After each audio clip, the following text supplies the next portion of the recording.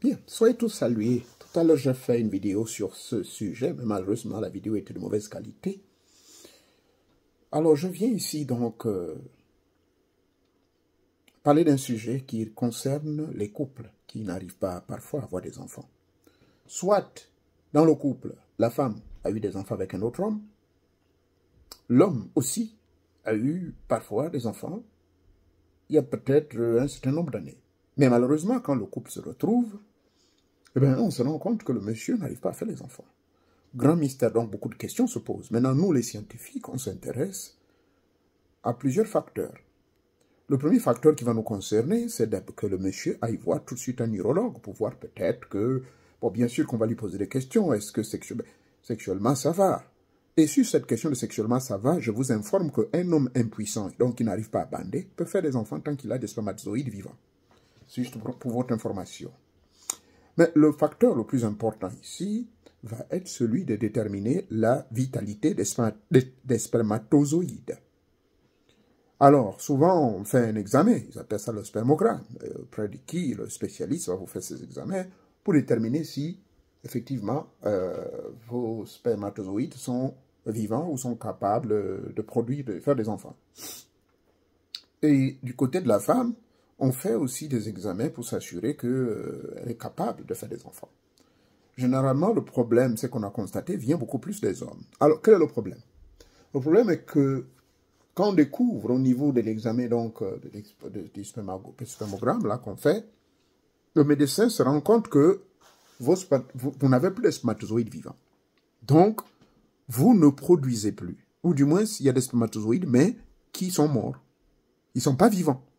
Maintenant, quelle est la cause de cela? Et c'est là où il y a les grands mystères. Hein? Nous qui sommes dans le monde de la spiritualité, si on n'est pas très prudent, si on n'a pas le pied des deux côtés, c'est-à-dire le côté scientifique et le côté mystico-spirituel, eh bien, c'est un danger parce qu'on va commencer à tirer des conclusions que le malheur viendrait de la famille, le malheur viendrait d'un copain, et on va commencer à alimenter des ondes négatives, des pensées négatives, au point où ça va même altérer notre relation avec notre épouse.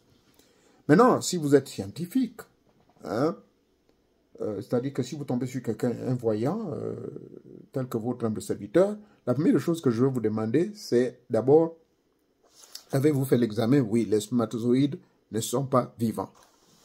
Eh bien, avec la connaissance que j'ai de la médecine orientale, donc auprès de mes amis chinois, j'ai une technique que j'ai apprise là-bas. C'est un style de vie, hein, c'est pas un art martial interne, c'est beaucoup plus utilisé dans la technique du wushu, également dans d'autres techniques de la boxe chinoise. Ça s'appelle le Qigong. D'autres l'appellent King Kong. Qigong, King Kong.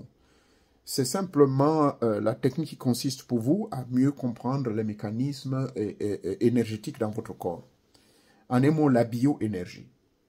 Donc la bioénergie les Chinois l'ont bien compilé dans cette méthode-là qu'on appelle le Qigong, que je pratique bientôt près de 35 ans.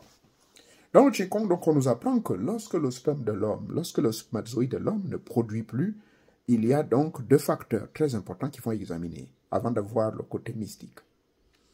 Ben, le facteur chaleur. Bien, la première chaleur, elle est naturelle, c'est-à-dire que quand vous marchez, vous allez vous asseoir, entre vos cuisses, il y a une certaine chaleur qui se dégage. Ça n'affecte pas trop vos testicules.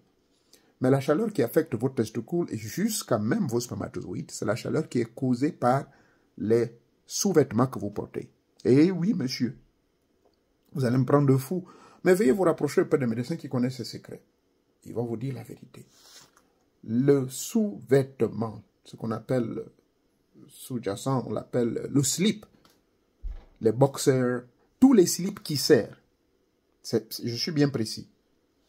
Tout ce qui sert, c'est cela qui crée des problèmes au niveau de votre des spermatozoïdes. Parce que quand il y a trop de chaleur qui sont créées par des slips en nylon ou des slips qui serrent tellement, jour et nuit vous êtes là-dedans, vous gardez votre pénis à l'intérieur, rassurez-vous que cette chaleur va tuer ou du moins va altérer la qualité de vos spermatozoïdes. Soit vous ferez souvent, pardonnez-moi, vous ferez des enfants, vous allez avorter à chaque fois, ou bien, en un mot, vous ne ferez pas d'enfant. Et on va accuser la femme. Ouais, j'ai une femme qui ne fait pas d'enfant, alors que c'est vous. Alors, comment j'ai découvert ceci? Ben, c'est un ami médecin, justement, qui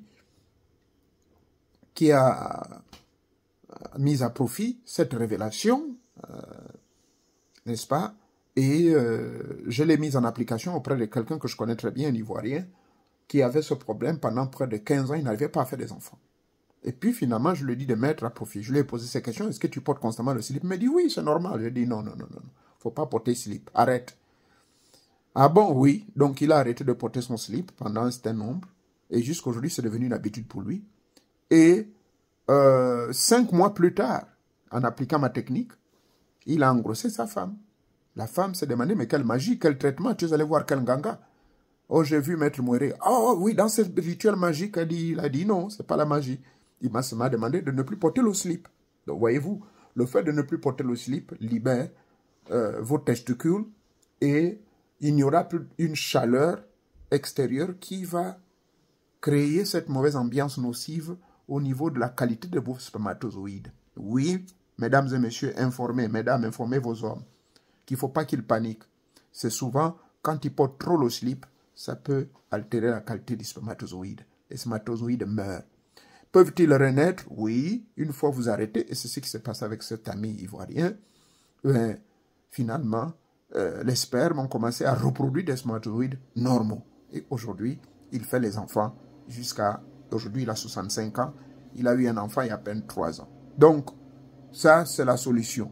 Et même pour l'impuissance sexuelle, je vous informe que souvent, quand vous dormez la nuit, monsieur, dormez souvent nu. Ne dormez pas avec un caleçon parce que ça va empêcher votre pénis de se mettre en érection. Un homme normal, le pénis se met en érection 2 à 3 fois dans la nuit, quel que soit l'âge.